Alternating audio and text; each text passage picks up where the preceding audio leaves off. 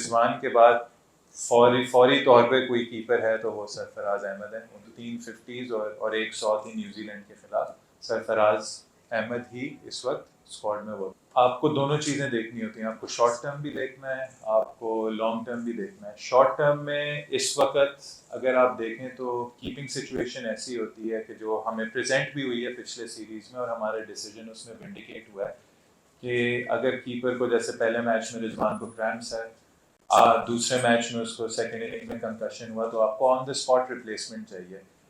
इस वक्त अगर रिजवान के बाद फौरी तौर पे कोई कीपर है तो वो सरफराज अहमद है। उनकी परफॉर्मेंसेज हैं, वो कंकशन से बाहर हुए थे टीम से, उसके बाद वो सिर्फ एक ही टेस्ट मैच खेले और कंकशन से पहले उन्होंने आके कमबैक में काफ़ी परफॉर्मेंसेज दी थी। और स्पेशली अगर आप होम सीरीज़ की बात करें तो 3 50s और 100 थी न्यूजीलैंड के खिलाफ इसी ग्राउंड पर। तो आपको शॉर्ट टर्म देखना होता है कि फौरी तौर पे अगर खुदा न खास्ता रिजवान को क्रैम्प आए, कोई उंगली पे बॉल लग जाए, आपको सब्स्टिट्यूट विकेट कीपर चाहिए होता है। उसमें सरफराज अहमद ही इस वक्त स्क्वाड में होते हैं। लॉन्ग टर्म आपने सही बात की और इसकी काफ़ी डिस्कशन हो रही है। हमने चैम्पियंस कप में भी नहीं बल्कि उससे पहले जब ए के टूर्स हुए ऑस्ट्रेलिया के, जो हमने टीम भेजी उसमें हसीबुल्ला थे, इसको रोहिल नज़ीर ऑलरेडी सेटअप में सिस्टम में है, उनकी बात हुई है। उन्होंने अभी ग्लिम्सेस अपने दिखाए हैं इस टूर्नामेंट में।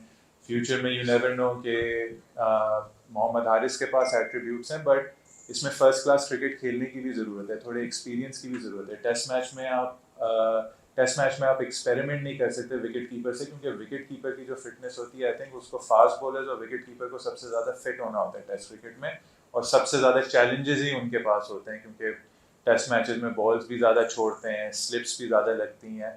तो ये वो चीज़ है जिस पे ऑलरेडी जो नए कोचेज हैं वो काम कर रहे हैं। ये पाइपलाइन में 3 4 विकेट कीपर्स हैं, लेकिन इनको बनाना होगा। और हमने अपनी पॉलिसी में थोड़ा दिखाया है कि हम ओपनर्स के साथ भी इसी तरीके से कर रहे हैं कि जिस तरीके से हमने विकेट कीपर्स को माइंड में रखा हुआ है, साइम हो गया, अब्दुल्ला हो गया, हुरैरा हो गया, तो हम कोशिश यही कर रहे हैं कि हम अपना जो नेक्स्ट स्लॉट है साथ में भी प्रिपेयर करते रहें नो मैटर व्हाट।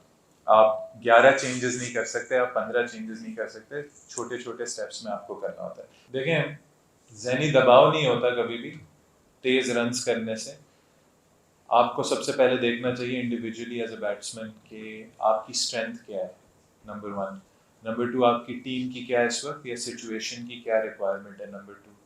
और इसमें अब आपने इन दोनों चीज़ों को मिक्स करके साथ लेके आपने इसको आगे लेकर जाना है।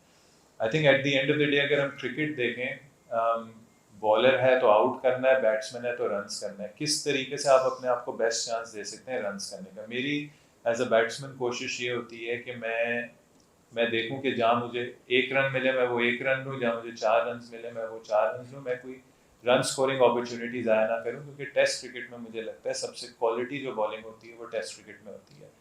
तो अगर आप अच्छे बॉलर्स को आप मतलब रिस्पेक्ट देनी है, बट एक होता है बिला वजह की रिस्पेक्ट। अगर आप पूरे दिन रिस्पेक्ट देते रहेंगे तो वो भी एक जगह बॉल करते रहेंगे। कभी कभार आपको अच्छे बॉल पे भी रन्स करने होते हैं, कभी कभार आपको ऐसा टाइम आता है कि आप अभी टीम फंसी हुई है, भाई मुझे बुरे बुरे बॉल पे भी मुझे छोड़ना होगा, इसको एब्जॉर्ब करना होगा।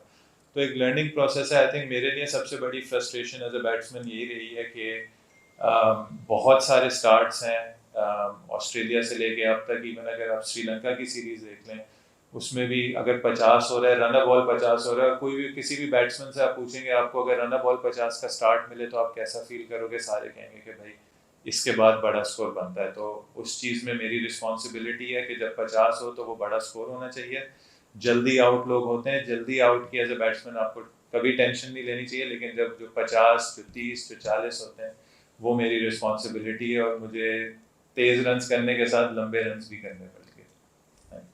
परफेक्ट तो कोई चीज़ नहीं होती, ना सही गलत ऐसे उस तरीके से होती है। मतलब हर किसी का अपना पॉइंट ऑफ व्यू होता है। इसमें आपने 2 चीज़ें देखनी थी, ऑब्वियसली टूर्नामेंट की आपने वो देखनी थी कि टूर्नामेंट किस तरीके से चलता रहे, और दूसरा आपने टेस्ट प्लेयर्स की भी कंडीशन देखनी थी। जैसे ही टेस्ट मैच 3 को ख़त्म हुआ, आप चेक कर सकते हैं 4 5 तारीख को टेस्ट प्लेयर्स वापस चेक इन हो गए थे फैसलाबाद में। वहाँ ट्रेनिंग भी हुई है टीम्स की, ऑलमोस्ट हर दिन हुई है, आपने वेदर भी देख लिया था, फिर साथ में हमारी फिटनेस टेस्टिंग भी हुई है उधर। और फिर जैसे ही मैचेस शुरू हुए हैं तो वो बैक टू बैक मैचेस हुए हैं। तो आई थिंक ये एक वो डिसीजन था, एक टीम पॉलिसी थी। इस वक्त आप चाहते नहीं so close to the series, जब हमने टीम का डिसाइड कर लिया, या तो टीम हमने नहीं डिसाइड की होती, जब टीम डिसाइड हो गई है तो इसमें हमने थोड़ी सी इंजरी प्रिवेंशन या लोगों के वर्कलोड भी मैनेज करने हैं। तो ऑब्वियसली आइडियल नहीं है, कभी कभार आप कोई चीज़ अच्छी करते हो उसका मतलब होता है किसी और चीज़ पे आपको कॉम्प्रोमाइज़ करना होता है, बट ये एक टीम डिसीजन था कि हम अपने प्लेयर्स को, वो कंटिन्यूसली क्रिकेट खेल रहे थे, 2 टेस्ट मैचेस भी जो बांग्लादेश से खेले वो काफ़ी एक्सट्रीम कंडीशंस में थे, फैसलाबाद में भी अच्छी मतलब कंडीशंस ऐसी थी जिसपे बॉडी के लिए वो काफ़ी चैलेंजिंग थी। तो बस यही था कि ये 4-5 दिन आराम से मिले, ताकि इसके बाद जब हम मुल्तान में अपना कैंप स्टार्ट करें तो हम फुल इंटेंसिटी से करें। लेकिन जो आपने पहला सवाल किया ना, बड़ा इंटरेस्टिंग सवाल है वो, इसलिए क्योंकि अगर आप थॉट्स की बात कर रहे हैं ना, तो थॉट तो ये होता है भाई मैच जीत रहे हैं। बहुत सारे इसलिए कहते हैं कि ये सिर्फ हम अंडरस्टैंड नहीं कर पाते, इसलिए जो ग्राउंड में होता है उसको वो भी कम्प्लीटली अंडरस्टैंड नहीं करते। और इसलिए स्पोर्ट्स में इवन आप देखें कि इस वक्त स्पोर्ट्स में साइकोलॉजी का कितना बड़ा एलिमेंट है। कुछ चीज़ें आपके दिमाग, आपके भी बैकग्राउंड में चल रही होती हैं जिनको आपको अंदाज़ा नहीं होता। तो आई थिंक इसलिए मैं बार बार कहता हूँ, मैंने एक वर्ड यूज़ किया है कि फिजिकल और मेंटल फिटनेस, ये बहुत ज़रूरी है। ये एक ऐसी चीज़ है जिसको हम एज ए क्रिकेटिंग नेशन, हम एज प्लेयर्स इसको ज़्यादा इम्प्रूव कर सकते हैं। और कई बार हम ऐसी चीज़ें देखते हैं दूसरी साइड में, जो जो वो इन चीज़ों पे उन्होंने अमल किया, इन चीज़ों को बेहतर किया ओवर द ईयर्स। और आई थिंक इस वक्त भी कोशिश ये है कि किस तरीके से हम अपने आप को फिजिकली और मेंटली बेहतर बना सकते हैं, कि जो हम अच्छी पोजीशंस में आते हैं, एक तो हम कंसिस्टेंट रहें और कंसिस्टेंटली फिर जीते उन अच्छी पोजीशन से। सेकेंडली देखें, ये जॉब है at the end of the day, ये रिस्पॉन्सिबिलिटी वाली जॉब है, रिजल्ट ओरिएंटेड बिजनेस है at the end of the day, कोई चैरिटी नहीं है। रिजल्ट्स अच्छे हुए सर्व करेंगे, रिजल्ट्स अच्छे नहीं हुए उसकी पनिशमेंट मिलेगी। मुझे हमेशा एज ए क्रिकेटर यही हुआ, मैंने परफॉर्म किया मैं रहा हूँ, नहीं किया मैं ड्रॉप हुआ, परफॉर्म किया डोमेस्टिक में कम बैक किया, नहीं किया तो वहाँ रहा हूँ। तो ये एक्सेप्टेड चीज़ है एज ए क्रिकेटर, इस चीज़ का कोई डर नहीं है। रिस्पॉन्सिबिलिटी है, खुशी है, किस तरीके से एक अपॉर्चुनिटी है, बहुत बड़ी अपॉर्चुनिटी है, ये सबको नहीं मिलती। तो ये इससे बड़ी अपॉर्चुनिटी नहीं हो सकती पाकिस्तान को लीड करना, और एक ऐसी अपॉर्चुनिटी जिसमें पाकिस्तान की चीज़ें बेहतर करना। तो ये खुशी से करेंगे, जब तक अल्लाह मियां ने लिखी है तब तक करेंगे, जब नहीं होगी at the end of the day hopefully कोई और इसको आके बेहतर सर्व करेगा। और जो भी हो at the end of the day मेरी ख्वाहिश है कि पाकिस्तान क्रिकेट बेहतर हो, पाकिस्तान एज अ मुल्क बेहतर हो, चाहे वो आपने प्राइम मिनिस्टर की बात की, और पाकिस्तान हमेशा ऊंचा हर चीज़ में टॉप पे नजर है। इस कम्प्लीटली ऑन द सीरीज है, मुझे अल्लाह मियां ने एक बहुत बड़ी अपॉर्चुनिटी दी है, हमारी टीम को बहुत बड़ी अपॉर्चुनिटी दी है इस अगले टेस्ट मैच को खेलने के। अच्छा नहीं करेंगे उसकी पनिशमेंट ज़रूर होगी, बट वो हाइपोथेटिकल क्वेश्चन है, वो जब टाइम आएगा तब देखेंगे इंशाल्लाह। जावेद को दे देना। बड़ा अच्छा आपका सवाल है, अप्रिशिएट करता हूँ जो आपने इस पे रिसर्च की है। देखें, आई थिंक ये पिछला कुछ सवाल भी इसका जवाब उसमें आ जाएगा। हमेशा मैंने अपनी ज़िंदगी में चैलेंजेस एक्सेप्ट किए हैं, और हमेशा कोशिश की है कि अपने आप को नहीं बल्कि जिस चीज़ में भी मैं इन्वॉल्व हूँ उस चीज़ को कैसे बेहतर कर सकूँ, अपनी कंट्रीब्यूशन कैसे दे सकूँ और दूसरों को किस तरीके से हेल्प कर सकूँ।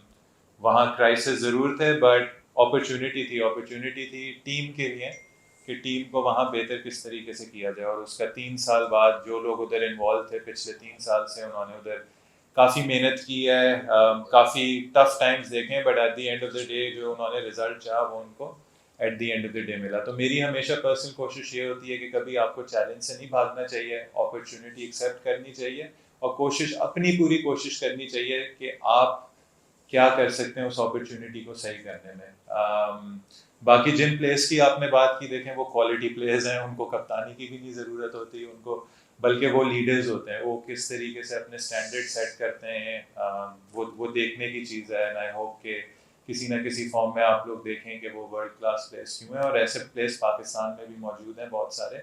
बस कोशिश ये होनी चाहिए कि हम अपनी टीम को कैसे बेहतर कर सकें, और ऑब्वियसली जो अच्छी चीज़ें उनसे हम कैसे इंस्पिरेशन ले सकें। हर प्लेयर को देखते हैं कि जिसकी आपको रिक्वायरमेंट हो सकती है, बट आपको कुछ चीज़ें देखनी चाहिए कि वो प्लेयर अवेलेबल है, कितनी रेड बॉल खेला है। टेस्ट क्रिकेट में आप यही देखेंगे प्रीवियस हिस्ट्री क्या रही है। आई थिंक जब आपने बात की है फ़खर की, तो वो लास्ट अपना 2000 हमारे साथ ही 2019 में साउथ अफ्रीका में टेस्ट मैच खेला था। हर प्लेयर अंडर कंसिडरेशन है, किसी के लिए ना नहीं है, चाहे वो 40 साल के, अगर वो स्टैंडर्ड्स मीट करता है तो वो पाकिस्तान टीम है, पाकिस्तान टीम की रिक्वायरमेंट है। और अगर वो 18 साल के और वो स्टैंडर्ड्स वो मीट करता है तो वो भी पाकिस्तान टीम की रिक्वायरमेंट है। तो कोशिश ये है कि बैलेंस रखना है, जो जिस वक्त टीम की रिक्वायरमेंट हो आप उसको बुला सकते हैं, आप उसको खिला सकते हैं। बट आई थिंक इस वक्त हम फील करते हैं कि कुछ हमारे जो करंट 3-4 जो रेड बॉल के ओपनर्स हैं वो हमारे प्रोसेस का पार्ट है, और कोशिश यही होनी चाहिए हम इनको किस तरीके से बेहतर बनाएं और इनको किस तरीके से बैक करें।